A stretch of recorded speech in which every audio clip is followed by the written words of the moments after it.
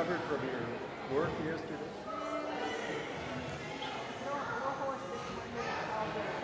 What time did you get here?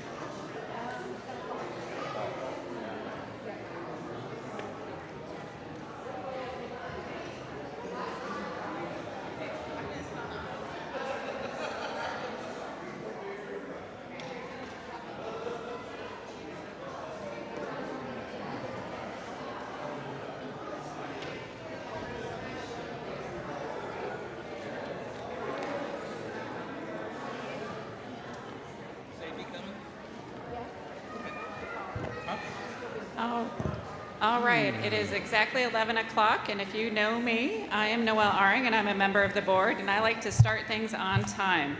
So I'm a board member here at TVUC, and on behalf of the board and the program council, it's my honor to welcome you here this morning. Now, whether you are here in the building or watching online, let's wave to our friends out online, you are welcome here. Now, whoever you are, wherever you are from, and wherever you are on your journey, you are welcome here. All of who you are is sacred, and all of who you are is welcome here. So we are glad to have you. If you'd like more information about our church, please fill out the visitor card in the pocket in front of you. So on the chairs in front or in the back, there are little cards, and if not, you can always get more information at tvuc.org and select Stay in Touch. If you're visiting us with small children, we invite you to sit up front, as many of you already are, because it's easier for our little ones to see what's going on.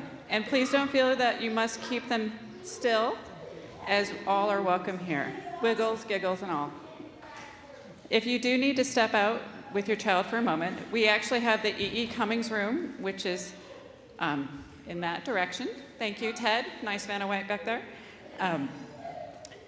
And that room is glass enclosed in the back of the sanctuary, but you can still hear everything. But you're not necessarily required to go there, only if that makes you feel comfortable.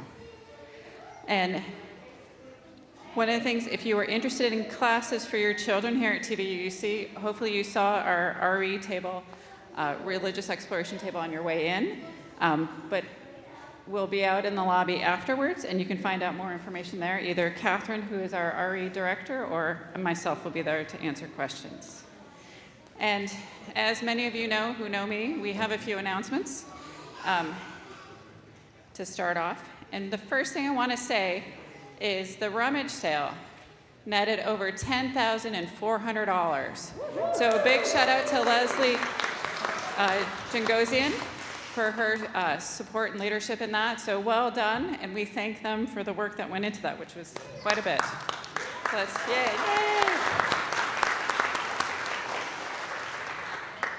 Now, in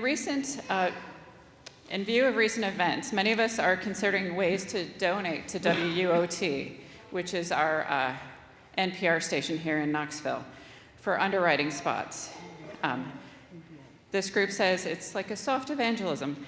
If you wish to contribute, consider donating through so TVUC has a WUOT underwriting fund. And you can get to that on our realm, or you can talk to either members of the board or actually it was Ken Stevenson who brought this up.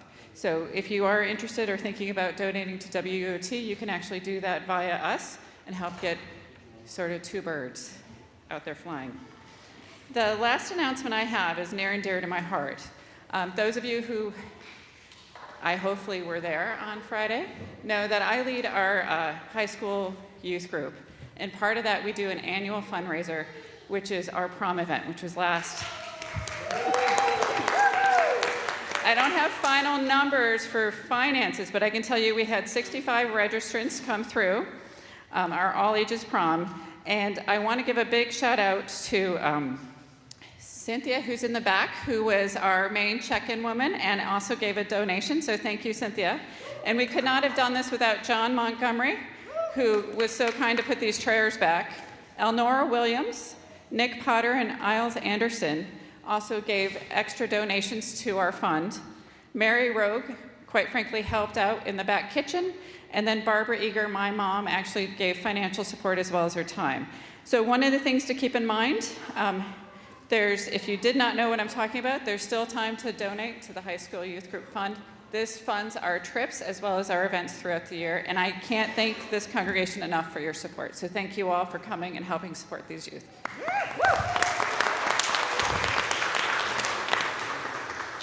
So moving right along, we have Claudia Presley to come in and talk about ways to give.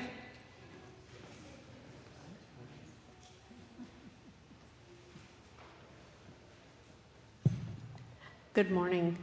Thank you all for being here at Tennessee Valley Unitarian Universalist Church. As Noel just said, my name is Claudia Presley. I'm the Director of Finance and Operations here. Part of my job is to talk about the ways to give to our offering today. Today is a Share the Plate offering. What that means is that we partner with a local organization. This week and next week, it will be IMES Nature Center. Anything that you give that is not marked as a pledge will be split between the IMES Nature Center and the General Operating Fund of TVUUC. If you're watching us online, there should be a Give or Give Now button or bar. You can click on that, and that goes straight to our secure giving site. If you're here in the building, there are a number of these scan signs, QR code. Scan it with your phone, and it goes straight to that same site. If you're here in the sanctuary, there will be an offering basket that comes down your aisle or your pew. You can put in checks or cash. There's a number of other ways. Look at your order of service. It will tell you how to text give. It will tell you how to give through our website. So thanks again for being here. Terry Uzelton is going to come now and tell you about IMES Nature Center and why your contributions are so important. Thank you.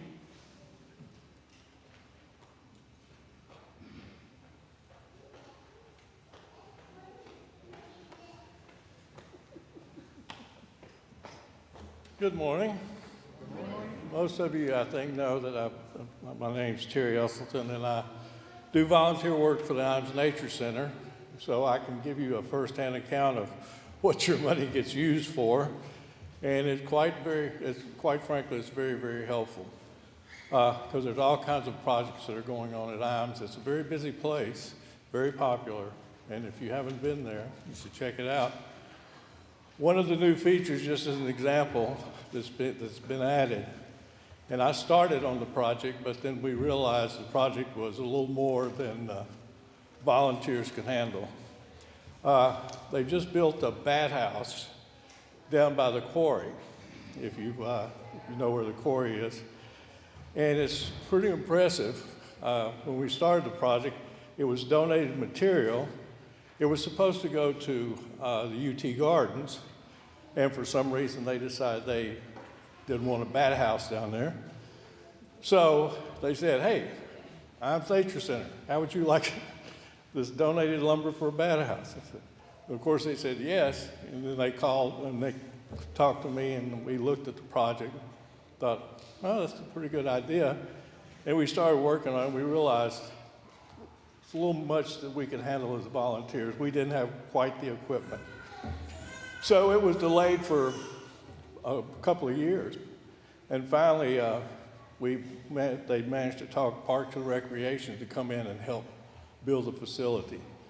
And it's quite impressive. We're talking about a bat house that can house up to 100,000 bats. Whoa. Now, you look at the mathematics of that. A typical bat will eat about 60 mosquitoes an hour. So multiply it by 100,000. We should knock back our mosquito population considerably. So anyway, those are little projects that happen at IMES, but all the money that gets provided by this church goes into helping those kind of little projects as well as big projects. So whatever you can do to help, thank you. Thank you, Terry. And I have to say, my family and I really enjoy the IMES. It's a great place and a refuge here in the city. So one of the things, after the service, please join us for coffee and conversations in the fellowship hall. If you're visiting and would like a tour of the building or have questions about our congregation or UUism, I am happy to have those conversations, and I will be in the fellowship hall directly after this service. So before we begin service, if you have not done so already, please silence any electronic devices as we enter into worship together. And I get the honor of introducing our speaker today, who is Mark Mohundro.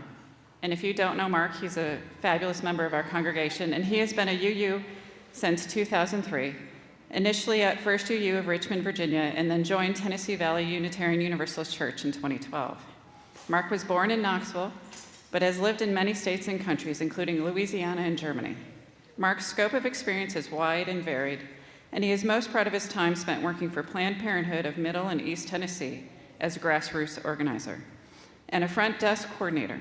He is a longtime supporter of multiple social justice causes, and most of his advocacy work has concerned abortion rights, gender equality, anti-racism, and anti-oppression work. Mark is currently an active member of TVUC, serving on its Reproductive Justice Task Force and Adult Religious Exploration Committee, as well as being on the church's staff as a prospective new member coordinator. We are very honored to have him and have him be our speaker today, so thank you.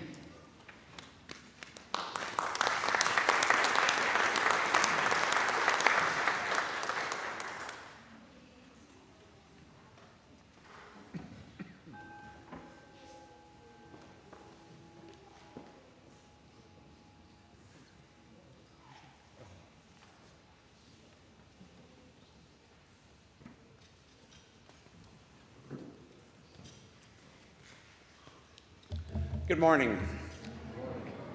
My name is Mark Mohundro. I'm a 6'1" white male wearing a black shirt and jeans, glasses, blonde hair that's rapidly going gray. And I neglect to mention this, why I do this each time I'm doing a sermon. It is for accessibility. There are some people who may not have, who may be listening. There are some people who may have low vision. So that is to make them feel accepted and seen. Our opening words today are from the Reverend Kim Mason, called A Holy Alchemy. Once upon a time, chemists believed that they could transform lead into gold, or death into life. We laugh, but are we not also in the business of alchemy? Turning loneliness into connection, pain into comfort, anger into solidarity, faith into action. The subtle magic of church combines love with justice, creates hope out of fear, transforms individuals into community. Here we engage in a holy alchemy, finding beauty in the ordinary and life in the present. Come, let us be transformed together. Please open your gray hymnal to hymn number 123, Mark, Spirit of Life. Oh. You pray them first. Sorry.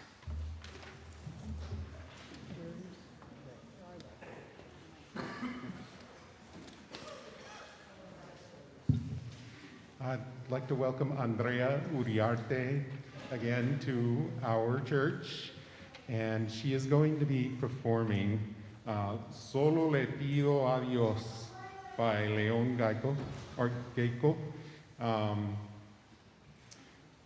He was an Argentine composer who wrote a lot of music during the period of the dictatorship in Argentina in the late 70s. And this song asks that may God not be indifferent to the suffering. May I not be indifferent to the suffering in the world.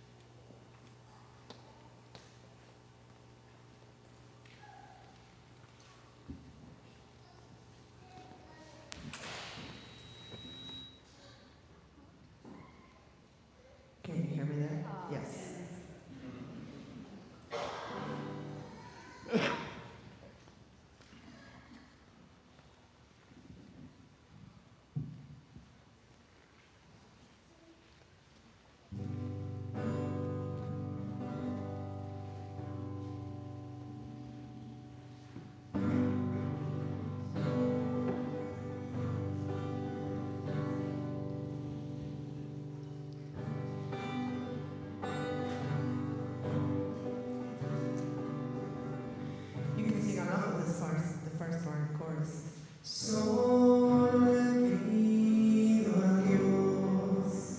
It's gonna keep repeating that part. Can you sing along? Please, I only ask God. Solo le pido a Dios que el dolor no me sea indiferente, que la gracia de muerte no me encuentre vacío y solo sin haber hecho lo suficiente.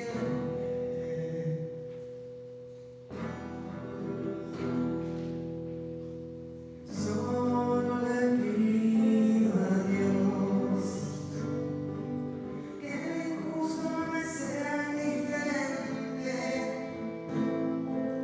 que no me bofeteen la otra mejilla, después de que una lágrima me haga nuestra suerte.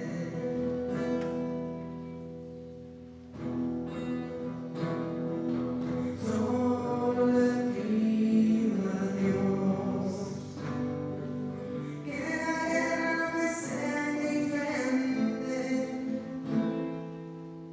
Es un monstruo grande y pisa fuerte toda la pobre inocencia de la gente.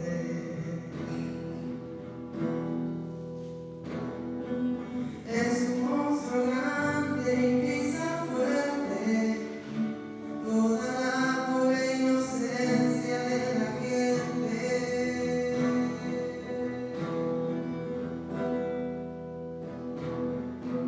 Solo le pido a Dios que el engaño no me sea indiferente. Soy un traidor puede más que unos cuantos, esos cuantos no lo olviden fácilmente.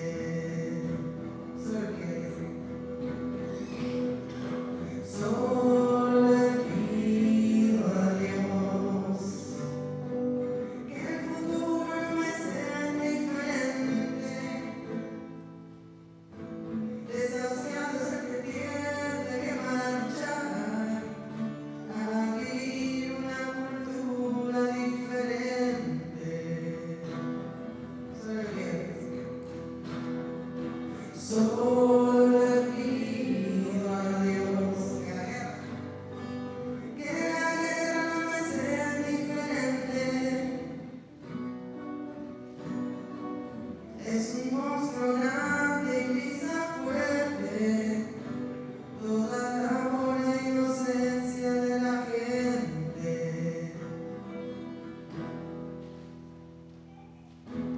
Solo le pido a Dios que la guerra no me sea indiferente. Es un monstruo grande y pisa fuerte toda la pobre inocencia de la gente.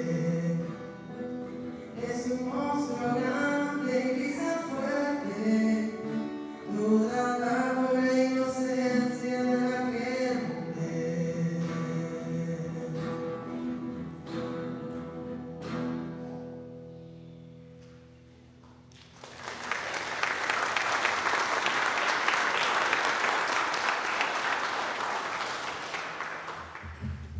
So, jump the gun a little bit there, so we will try this again.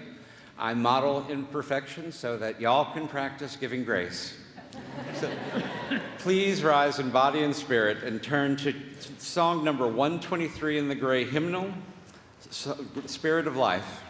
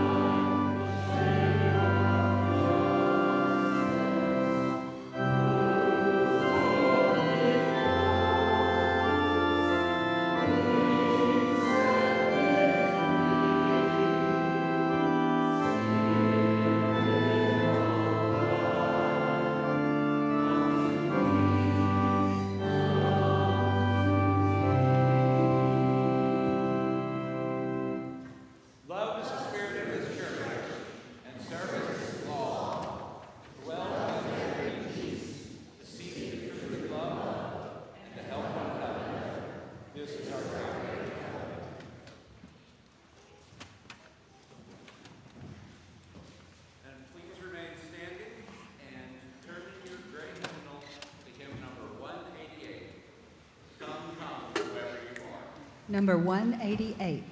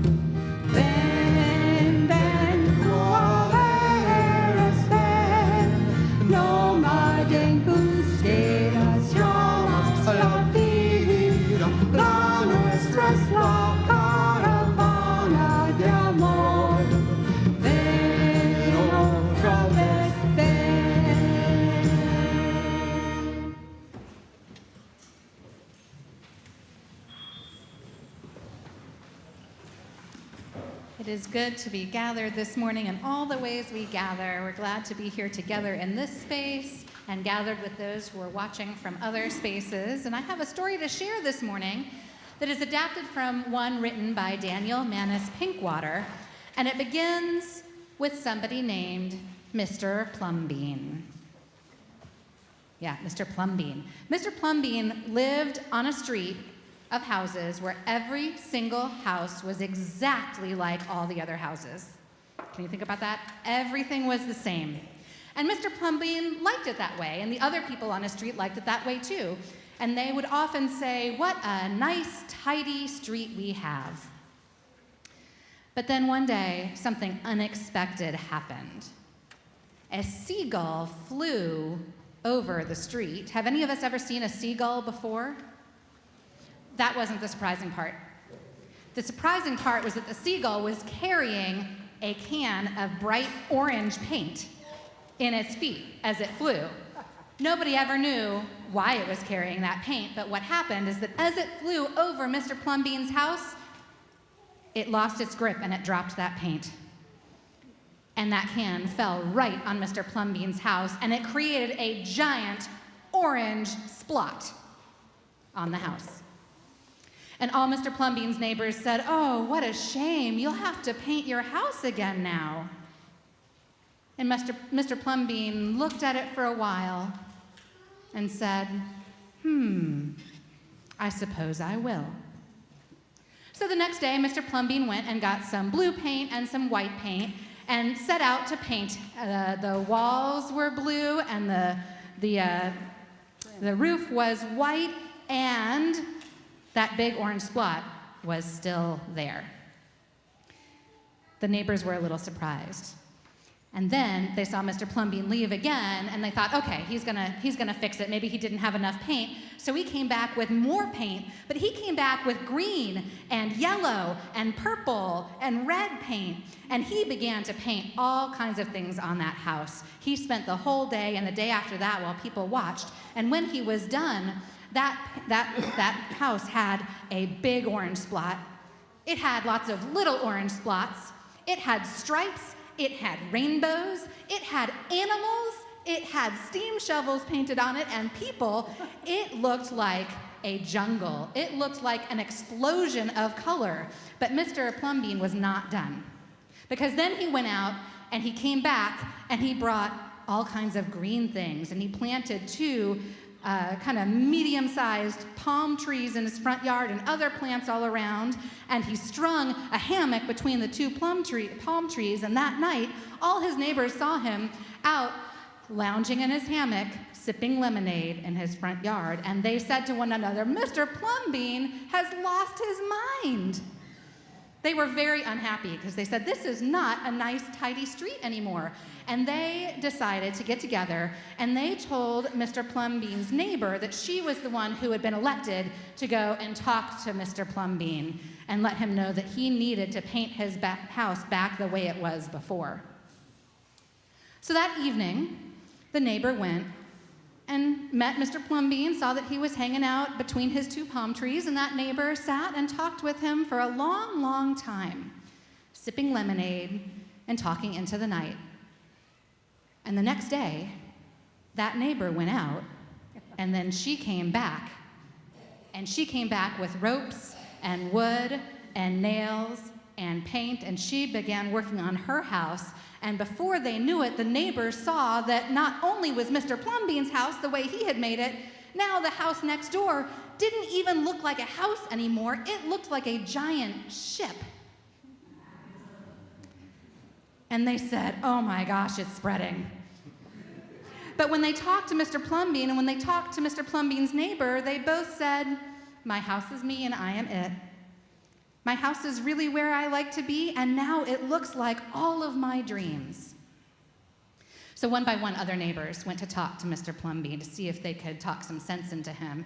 And every time they would sit in the hammock, sipping lemonade, talking long into the night, talking about their dreams. And every time somebody went to talk to him, the next day they went out and began to change their house too. And before long, every house on the street was as unique as anything you could ever imagine. If you think about your dreams and what that might look like, there's a chance that somebody's house looked a little bit like that. And so from then on, when anybody new came to the street and they said, my goodness, what happened here? The people said, our street is us, and we are it. It is where we like to be, and now it looks like all of our dreams. And so, my friends, this week as we head into our lives, may we think about the ways in which we share our own dreams, share who we are, share what is important to us. And it may just be that having the courage to be open about who we are and what matters to us might change somebody's life in ways we will never see. So thank you all. That is our story for this morning. And those who are heading to our religious exploration spaces are going to head out as we sing our recessional.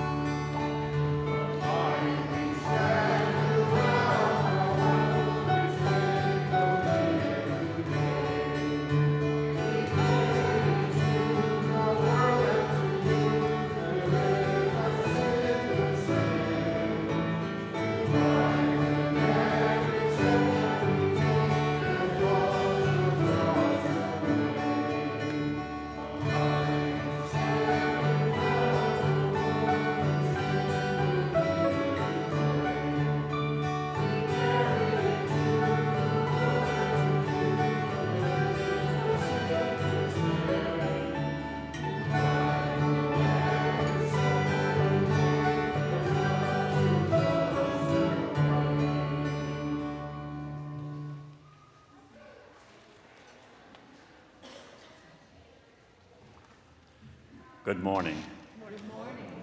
I'm Ed Mohundro. I'm a relatively new member of this church. Carolyn and I moved back to East Tennessee about a year and a half ago. And you learned a while ago that Mark was born in Knoxville, so he's really got deep roots here in East Tennessee. We originally come from West Tennessee, and we don't claim that anymore. I'm going to go off script here in a little bit. I'm going to need your help for a responsive reading, and I'll introduce your lines in just a second. But first, I'd like to say Happy Mother's Day. And I'd like all of you to join in with me and say, Happy Mother's Day. And please notice the Mother's Day flowers that Matthew Blondell has prepared for us this morning. They're so pretty.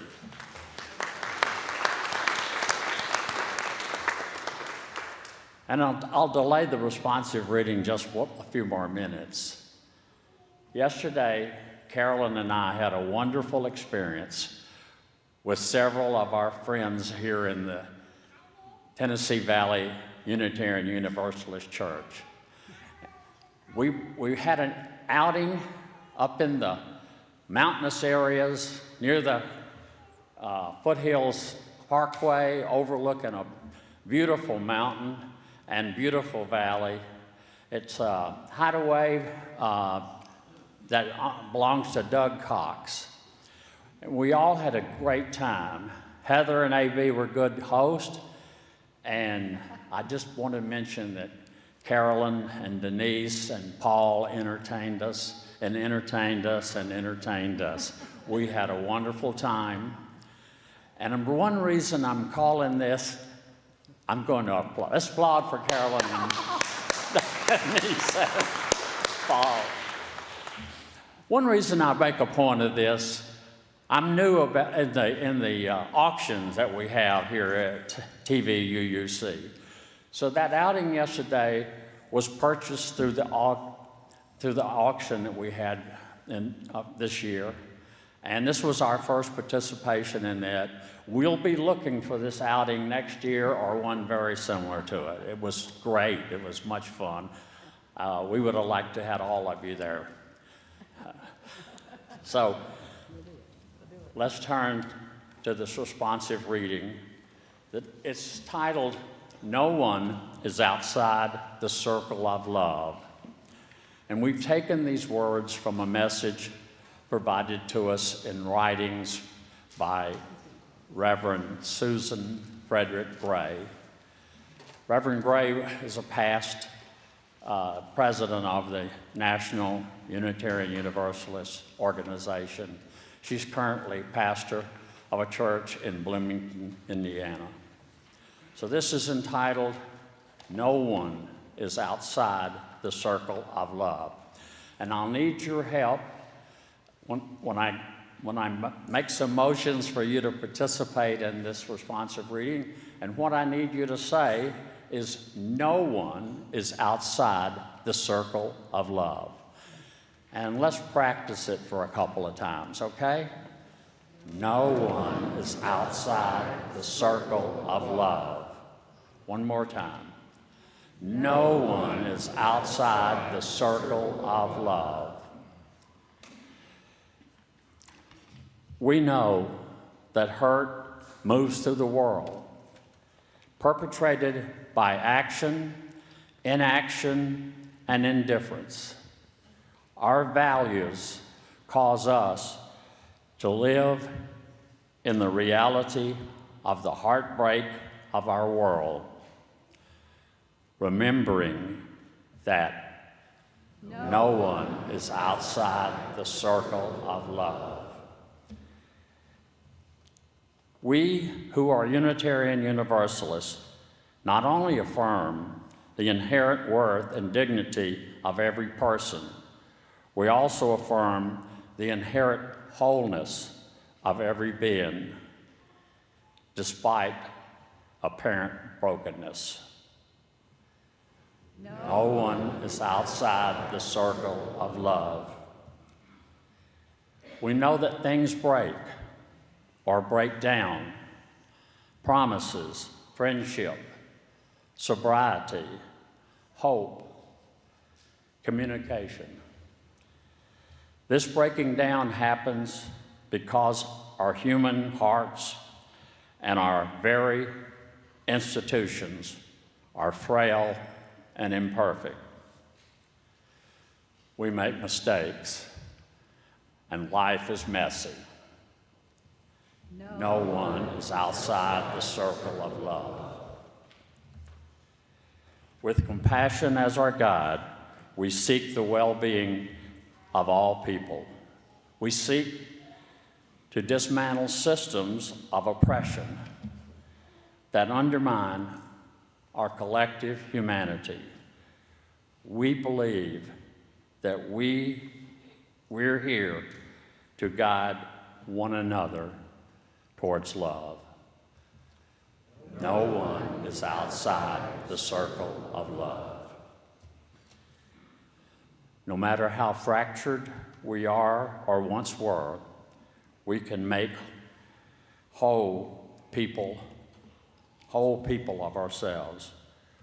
We are whole at our core because of the great, unnameable, inconceivable love in which we live.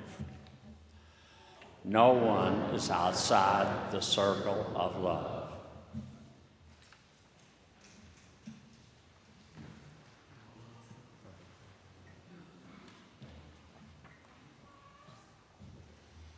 Good morning.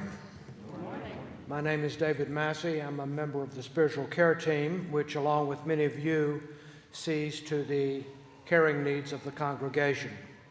Please call or text us if you need someone to talk to, or if you want to let us know about a joy or a concern in the congregation. The phone number is in the newsletter and on the back page of your program this morning. After the service, please visit the caring table in the Greg McKendry Fellowship Hall to add your name to messages of support that will be mailed to those in need of our good wishes. This is the second Sunday of the month when the spiritual care team provides listening booths in the hallway next to the fellowship hall.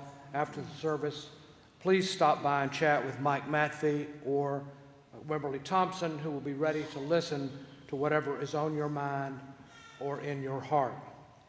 This is the time in our service when we give voice to joys and concerns in the congregation. Our hearts go out to Sue Wright. Hello, Sue, I hope you're watching, whose run of bad luck continued about a week ago when she had a nasty fall that resulted in bruises all up and down the right side of her body, a cut requiring 4 stitches over her right eye, and several nights at UT Hospital. Sue is now back home with Judy Ann Langston at Story Point, recovering slowly, and according to Sue, feeling no pain. We wish you all the best, Sue. A member of this community is having to vacate their apartment due to a fire elsewhere in the apartment complex. Please be on the lookout for an announcement on how we can be of help to this person. Carolyn Rogers asked that we send prayers of healing to her beloved younger brother Al, who is struggling with the effects of their father's abuse and mental instability, along with other past family trauma. He is also suffering a painful separation from his precious wife. They are working with intentionality and hope to begin to rebuild their marriage in the next few months. Please hold Carolyn and her siblings in the light as they gather this coming week for their annual family reunion during this difficult time. We look forward with joy to the 14th annual Pride Interfaith Gathering on Sunday, June 1. Thank you, Carolyn, for all of your work on this. Look for information on the Facebook page and on the Welcoming Congregation bulletin board in the hallway, and help spread the word, inviting people to this most important celebration with the theme of resistance, resilience, and restoration. Here is both a sorrow and a joy to share about Ulika Scout, the youngest child of Jackie Kittrell and Cliff Honecker. As a teenager, Uli was a leader and a force of nature in the TVUC high school class and in Spectrum Cafe, which operated here from 2001 to 2011 as a gathering place and safe harbor for queer youth. It was Uli and her boyfriend at the time who led the Holding Hands rally and march in downtown Knoxville back in 2006, and it was Uli who organized the Breaking the Silence rallies at World's Fair Park. In college, Uli came out as a transgender woman, launching a quest to become her true self.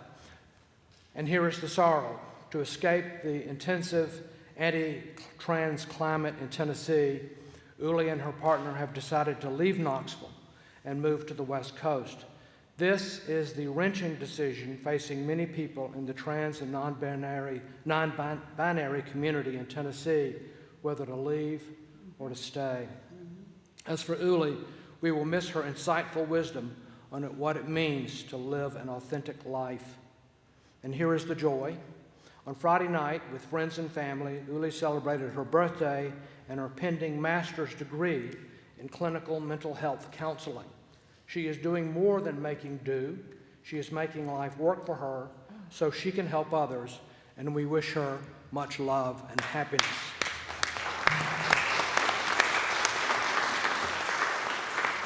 Also on Friday night, many members and friends gathered here for the second annual all-ages prom. I won't go into that because it was mentioned earlier, but I will say that one couple celebrated the fact that 60 years ago this month, they attended their high school reunion together.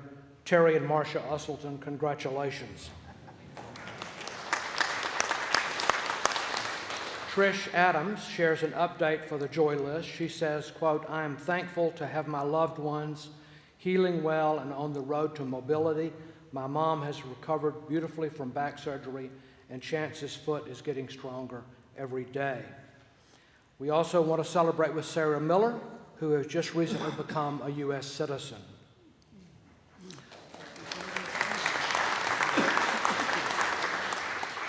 Because of back problems, Kate Benson has been unable to get to Sunday services lately, but we are delighted that she is here in the sanctuary this morning. Where are you, Kate? Over there.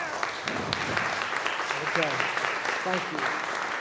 Kate began coming to TVUC when she was 4 years old. Her parents of blessed memory, Jack and Christine Benson, were among the very early members of this church, joining in 1949, the year the church was founded. 2 of Kate's children were dedicated here. Kate maintained her membership in TVUC throughout the years, even when she was living in New York and New England and attending other UU churches. Now, fresh off of eye surgery, Kate is busy packing up her belongings for a move to Maine, where she has secured a spot in a senior living community not far from her 3 children and 4 grandchildren. She expects to be moving in midsummer. Kate, we wish you well in your new home. We are grateful for your participation in and loyalty to this congregation over your lifetime. May the spirit of this church remain with you in the years ahead. Yes, yes.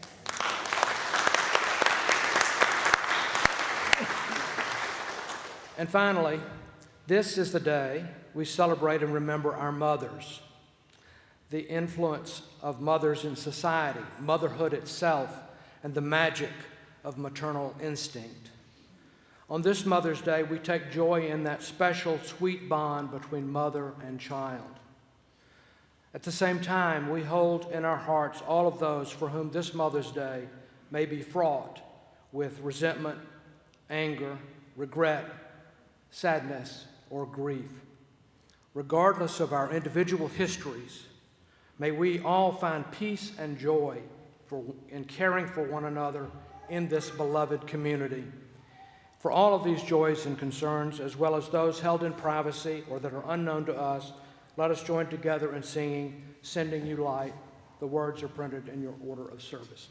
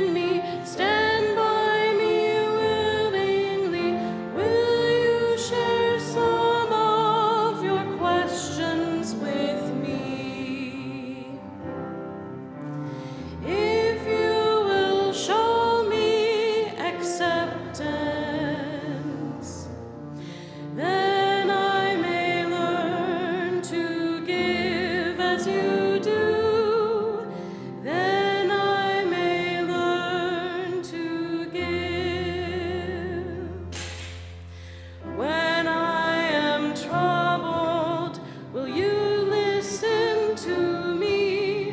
When I am lonely, will you be my friend?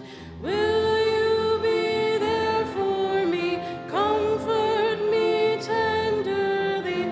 Will you share some of your feelings with me? If you will show me commitment, then I may learn to love as you do. Then I may learn to love.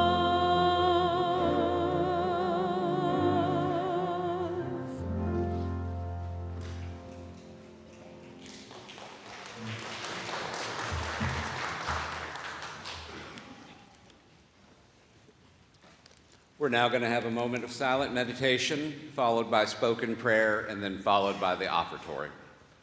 So let us move into a time of shared silence.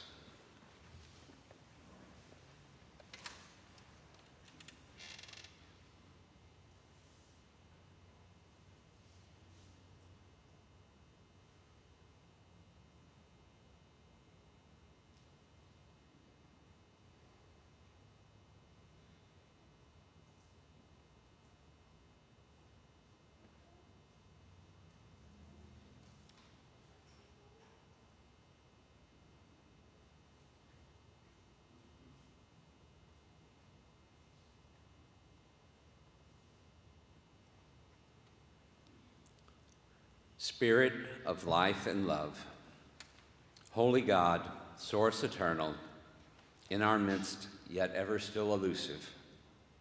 To breathe your sacred name is a blessing, your will be done here on earth, inspired by our aspirations to do and be better people.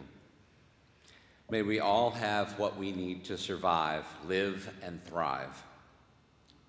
Remind us to be gentle. May we love mercy and kindness, recalling the times when we've fallen short ourselves. Call us to be firm. May we not be tempted to follow selfish motivations or reside in our narrow privileges, unexamined and uninterrogated. Move us to counter and overcome evil and injustice in ourselves, our lives, and our institutions. Yours is the beloved community, the fire of commitment in our hearts, and the spirit of generosity and abundance, now and always. Blessed be.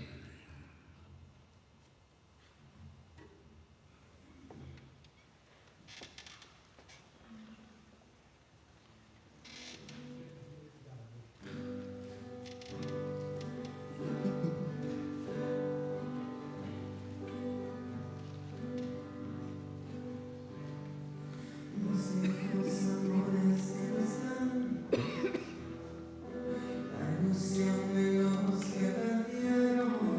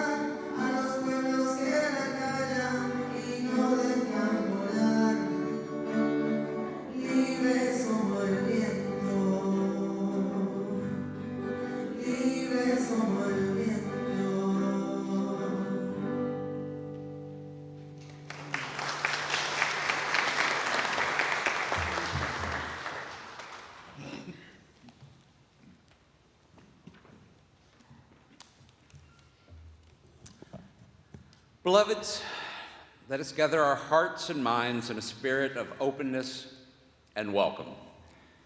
We come from diverse paths and hold a multitude of beliefs, yet we are united by our shared commitment to love, justice, and the search for meaning.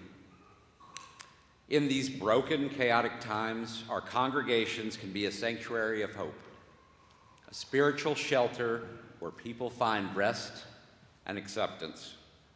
Indeed, as one Unitarian Universalist reflected, the good news is that all are welcome and the world can be better. So today we turn our attention to a word that may stir mixed feelings in us: evangelism. For many Unitarian Universalists, that term carries the weight of historical baggage, forceful, proselytizing, rigid dogmas, and the idea of saving souls. In fact, we often recoil at it, thinking it conflicts with our shared values of reason, compassion, and the inherent worth and dignity of every person. We prize freedom of conscience, not coercion.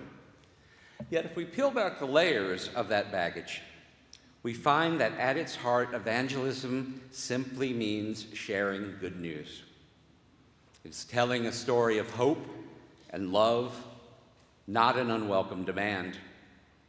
In our tradition, the good news we share is radically different from slogans and creeds, in the news of a free faith that celebrates reason and love. Our good news lies in the power of our values, the strength of our inclusive community, and our call to build a better world together.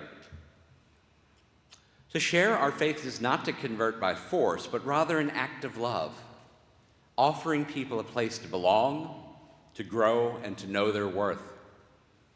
We welcome seekers where they are, extend love and service without demanding conformity, and celebrate the inherent dignity of every soul.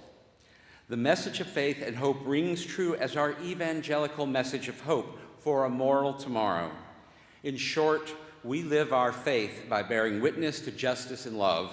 Let us reclaim evangelism on our terms. Our story of evangelism is built on a centuries-long religious history and heritage of radical liberty, acceptance, and justice. From the 16th century Transylvania to today, Unitarian Universalism has proclaimed every person is worthy of love. In 1568, Francis David famously declared, "We need not think alike to love alike." He helped write the Edict of Torda, one of the first laws of religious freedom in Europe, and preached that human worth transcends doctrinal differences. His simple declaration became a motto for a faith that chooses love over uniformity. Centuries later, our ancestors carried that flame across the ocean. Early Universalists like John Murray preached a vision that all would be saved by God's love. American Universalism, like its sister, American Unitarianism, began as a radical and optimistic Christian heresy in response to the grim doctrines of 18th century Calvinistic Puritanism. Jonathan Edwards was a Puritan's Puritan, who was the most renowned preacher of what was called the Great Awakening. This was an early version of a born-again Christian fundamentalist revival that occurred in the late 1700s. And here's a portion of one of his more famous sermons where he tells the listeners that they are sinners in the hands of an angry God. The world of misery, the lake of burning brimstone is extended underneath you. Hell's gaping mouth is wide open, and you have nothing to stand upon or take hold of.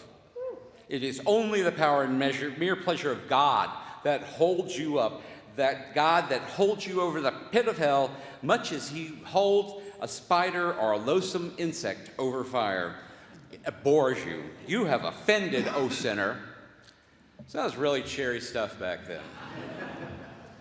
This was the substance and soul of the predominant Calvinistic theology of the day. God is distant, angry, and a stern judge. Humanity, a fallen and sinful beast. And most men, women, and children are doomed to a hell of eternal damnation and misery for all their weakness and wickedness. It was over this dark and forbidding spiritual landscape that blew the fresh and warm breezes of Universalism, a theology of love, reconciliation, and hope. The early Universalists, in direct spiritual contradiction to the Puritans' gloomy gospel, simply proclaimed that the essential qualities of God were not wrath, disgust, and judgment, but goodness, mercy, and love. The heartfelt good news of Universalism was that by God's grace and the power of all God's children, every man, woman, and child, regardless of station or personality, weakness or wickedness, they would all ultimately be saved, welcomed back, an embracing and understanding Creator.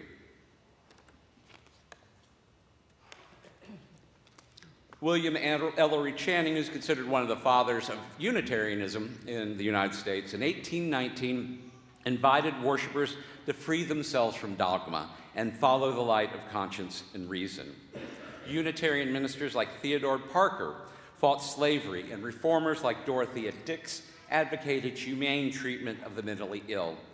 Even during the Civil War, our faith showed love in action. Universalist Clara Barton tended wounded soldiers and later helped found the Red Cross, bringing comfort and care.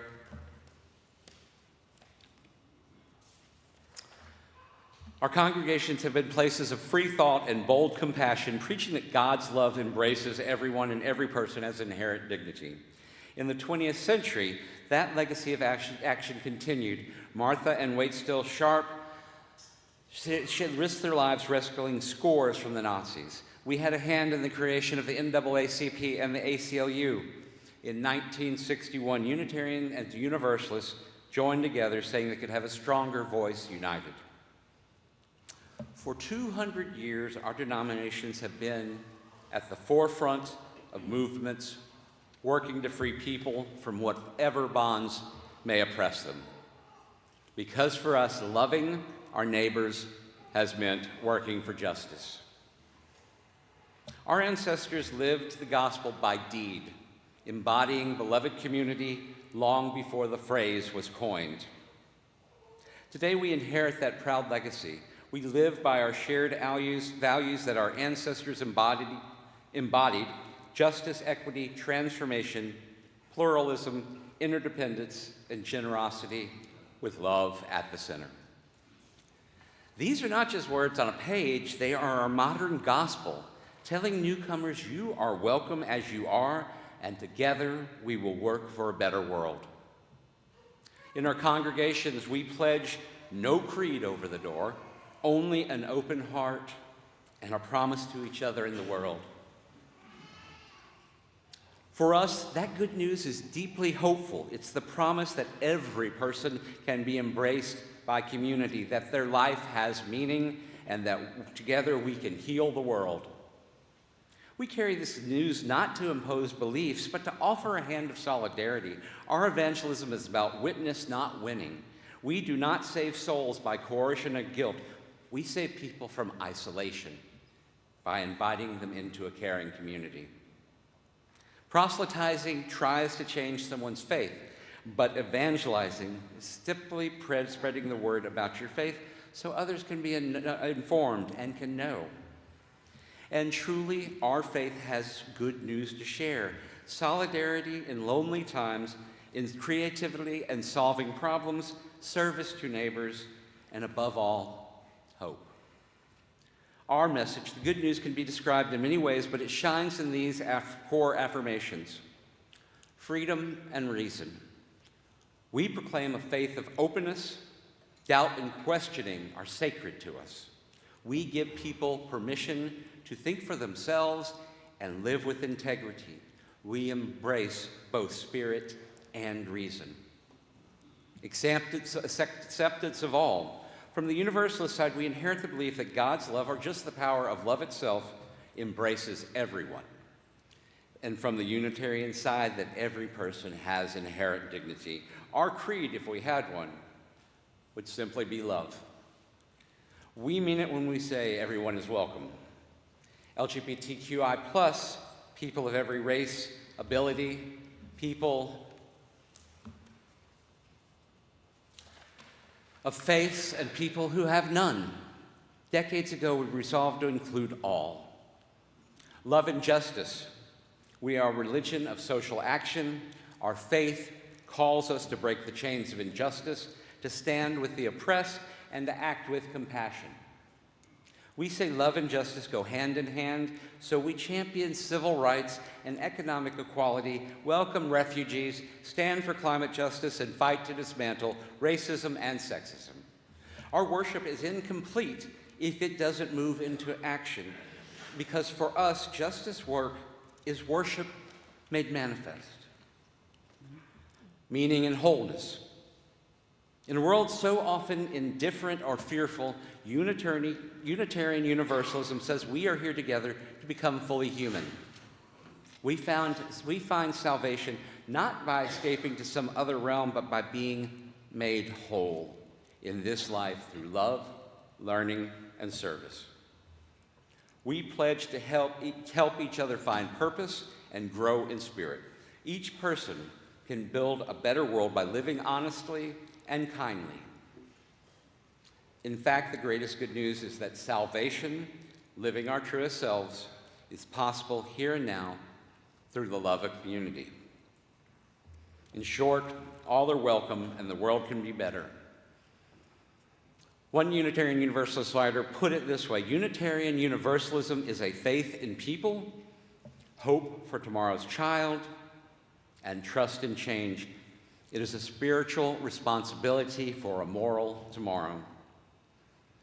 This is the hope we carry, a religion of faith in each other, confidence that our children will inherit a just world, and trust in the power and growing love. These core ideals are brought to life by our shared values. The Unitarian Universalist Association has named them explicitly: interdependence, pluralism, justice, transformation, generosity, and equity, all centered around love. These values are simply the language of good news. For example, interdependence reminds us of the sacred web of life that binds us all. We revere this planet and recognize we are responsible to protect it. Pluralism celebrates the sacredness of every being and the richness of many cultures and faith. Justice calls us to become truly inclusive, beloved communities where everyone can thrive, actively dismantling racism, poverty, and other oppressions. Transformation acknowledges that we in our world are ever-changing. It encourages spiritual and ethical growth and openness to new ideas. Generosity inspires us to cultivate gratitude and hope, to freely share our faith and resources in relationships of mutual aid. Equity declares the inherent worth of every person, affirming that all have the right to flourish with compassion and love. Our theology is simple and bold: love at the center, values in action, freedom of belief for each person. We tell seekers here there is no creed to impose. You are welcome as you are, and together we will work for a better world. We do not promise heaven or threaten hell. Instead, we promise community, meaning, and love. We say here you will be valued. We will walk with you through life's joys and struggles. Together, we will strive for the world we dream of, and that is good news in a lonely age. Because our good news is not hidden words but living love, we practice evangelism by doing deeds, not creeds. We embody justice by marching, by visiting the imprisoned, by healing the sick. Loving our neighbors is a covenant of our faith, and thus at the core, evangelism is justice work.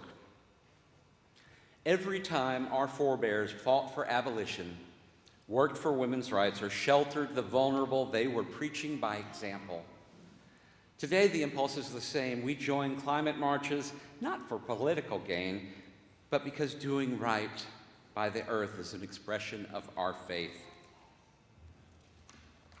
Dozens of our congregations have earned Green Sanctuary accreditation and helped the UUA pass strong climate resolutions. We have proclaimed physical sanctuary for undocumented immigrant families, saying we are called to prioritize and protect the most vulnerable. TVUUC was a sanctuary in the past. This is evangelism in action. It sends the message, we see you, you are precious, and we will act for your safety. By doing justice and compassion, we prove the love we preach, and people are drawn to that witness. Within our own walls, we promote inclusion every day. We were early in the field. Our Welcoming Congregation program pioneered full acceptance of LGBTQ plus people decades ago. But that is not over. That is a continuing learning process and making active part of our lives. Campaigns like Side with Love, preach the gospel of justice nationwide. Our UU the Vote efforts bring members' values to the ballot box. In our religious education program, we teach children that all faiths hold truth so they grow up loving difference. And each Sunday, we light the flaming chalice at the center of worship. This was a beacon created in the darkness of World War II, and it proclaims a flame of hope. The burning chalice reminds us in the world, the light of Unitarian Universalism still shines. By fighting racism, sexism, poverty, and other oppressions, we make our doors open even wider. We have carried our history from liberal Christian views about Jesus to a rich pluralism that includes theists, atheists, agnostics, and humanists, pagans, Christians, Jews, and Buddhists. Today's evangelism honors that pluralism. We reach out to seekers not by insisting you must become a UU, but by saying, here is how our faith lives out love and justice. Central to our message is the idea of beloved community, a place where everyone is loved and safe and supported. We proclaim by words and especially by deeds that such a community is possible. Within our congregations, we try every day to build this spiritual shelter. We strive to create a space where individuals can find love, acceptance, and a deep sense of belonging. Some days we're better at it than others, but this is what we strive for. Many people who find their way to Unitarian Universalism come from places of hurt or rejection. Here, they often encounter boundless love and acceptance. We do not demand that anyone change who they are. We invite everyone to bring them full selves. This is the kind of spiritual shelter this world desperately needs right now. When a weary soul enters our doors, they should feel a warm welcome and say to themselves, I am home. Whether they come carrying loneliness, grief, or confusion, we say, here's a flock that will hold you up. We are in fact a sanctuary in the storm. And no one should walk the hard path of life alone. We offer every person, every age, every background, this promise: you have a place here.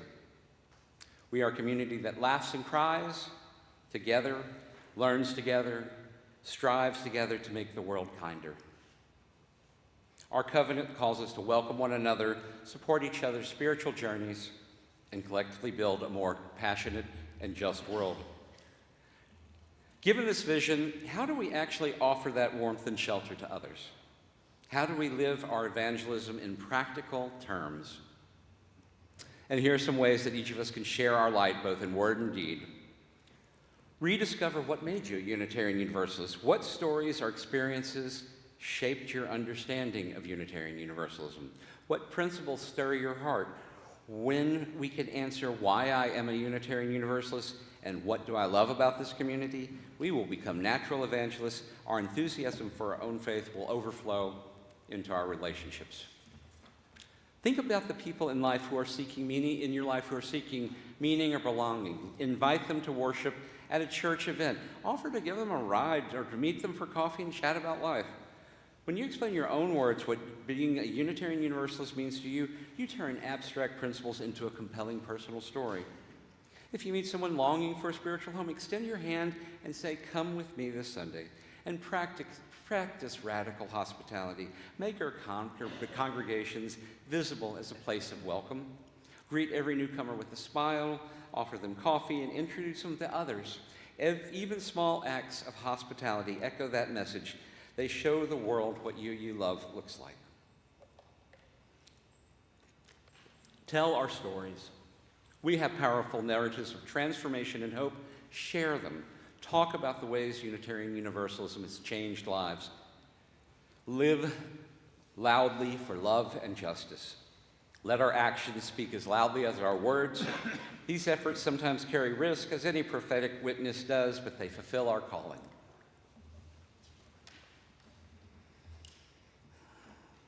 Unitarian Universalism has always been a living and evolving faith.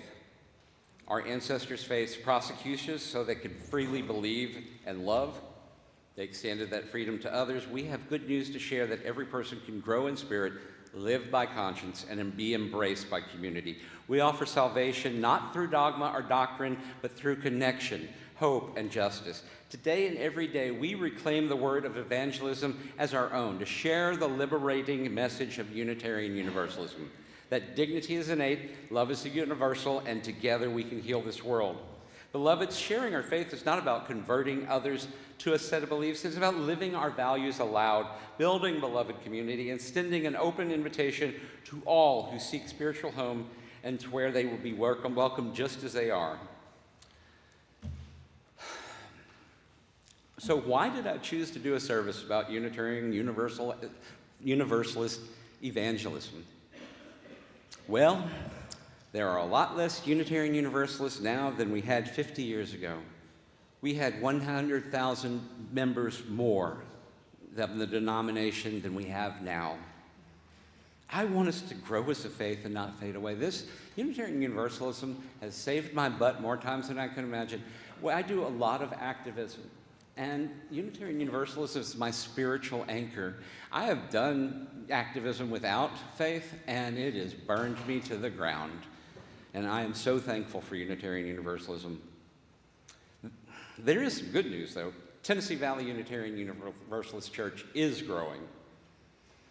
The other reason is that the world is hurting, and people are overwhelmed, and they are scared by the chaos that is going on.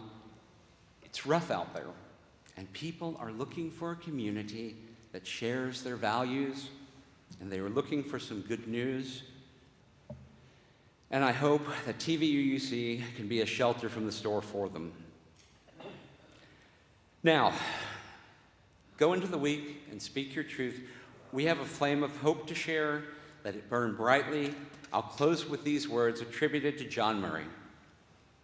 You may possess only a small light, but uncover it. Let it shine. Use it in order to bring more light and understanding to the hearts and minds of men and women. Give them not hell, but hope and courage. May it be so. Amen. Blessed be.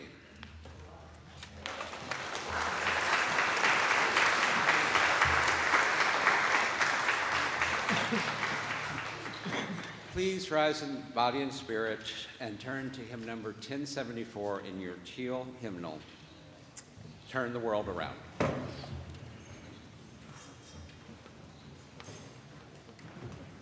2, 3, 4, 5. 1, 2, 3, 4.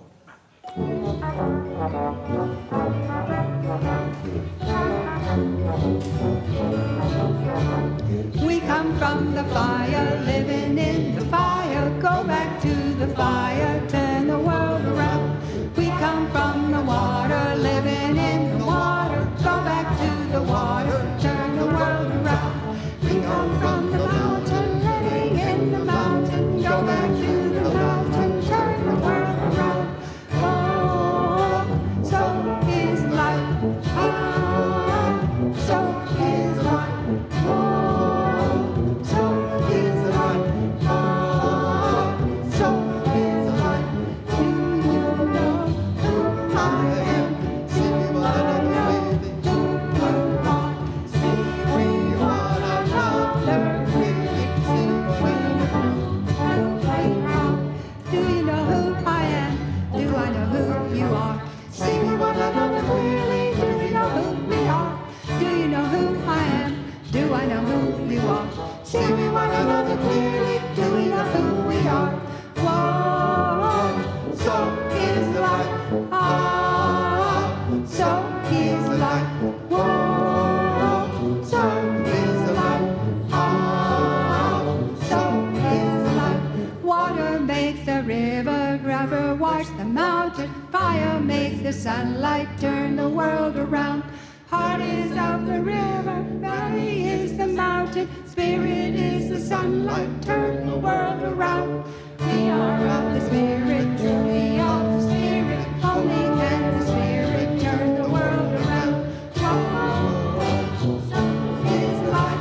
Whoa, so is life. Whoa, so is life. Whoa, so is life.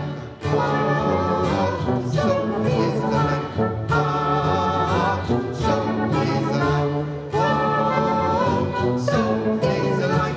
Whoa, so is life. Prophetic Church, the world awaits your liberating ministry. Go forward in the power of love, proclaim the truth that makes us free. 1, 2,